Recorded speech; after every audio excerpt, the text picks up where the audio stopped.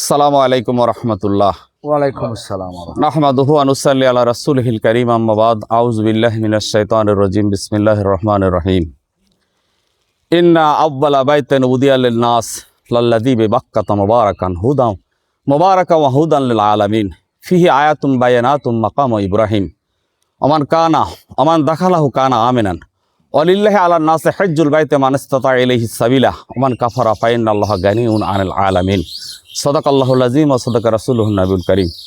সম্মানিত হাজিরিন, আমি সূরা বাকারা থেকে একটি আয়াতে কারিমা তেলাওয়াত করেছি। আল্লাহ রাব্বুল আলামিন এখানে আমাদেরকে জানিয়ে দিয়েছেন যে হে পৃথিবীর মানুষ, এই পৃথিবীতে সর্বপ্রথম যে ঘরটি নির্মাণ হয়েছে সেটা হলো আল্লাহর ঘর মক্কা। সেই মক্কা শরীফ তথা মক্কা শরীফে এই ঘরটি নির্মাণ করা হয়েছে। এইটা অত্যন্ত কল্যাণের প্রতীক এবং বিশ্ব মানবতার হেদায়েতের একমাত্র সেইটা একটা নিদর্শন।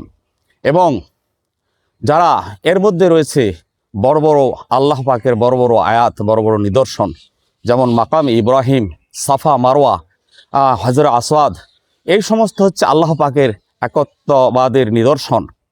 যারা এই ঘরে প্রবেশ করে তারা সবাই নিরাপদ হয়ে যায়। আর মানুষের উপরে আল্লাহর অধিকার হচ্ছে তার ঘরের হজ করা।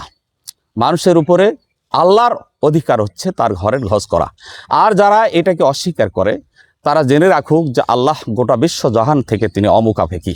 সম্মানিত হাজিরিন, এই পৃথিবীতে সর্বপ্রথম যে ঘরটি নির্মাণ হয়েছিল সেটা হচ্ছে কাবা ঘর। এইটা আল্লাহ পাক ফেরেশতাদের মাধ্যমে সর্বপ্রথম নির্মাণ করে নিয়েছিলেন।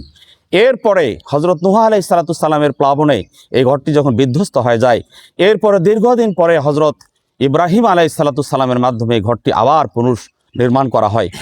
সেই সময় থেকে এই ঘরটি একত্ববাদ এবং মানুষের মিলন মেলা এবং মানুষের নিরাপত্তার প্রতীক হিসাবে চলে আসছে। এখন পর্যন্ত আল্লাহ পাকের যে নিদর্শনগুলো রয়েছে, এগুলো মানুষ যখন নিদর্শনগুলো প্রত্যক্ষ করবে তখন মানুষের ভিতরে ধর্মীয় মূল্যবোধ সৃষ্টি হবে এবং মানুষ সব কিছু ভুলে যায়। সৃষ্টিকর্তার প্রতি মানুষের আগ্রহ বাড়বে, মানুষের নিরাপত্তা বাড়বে, মানুষের নির্ভরতা বাড়বে। কাজেই আসুন আমরা যাদের এই ঘরে যাওয়ার মতো সামর্থ্য আছে তারা আমরা এই ঘরটির হজ করার জন্য এখন থেকে নিয়ত করি। আল্লাহ আমাদের তৌফিক দান করুন। আখিরু দাওয়ানা আলহামদুলিল্লাহি রাব্বিল আলামিন। আসসালামু আলাইকুম ওয়া রাহমাতুল্লাহ।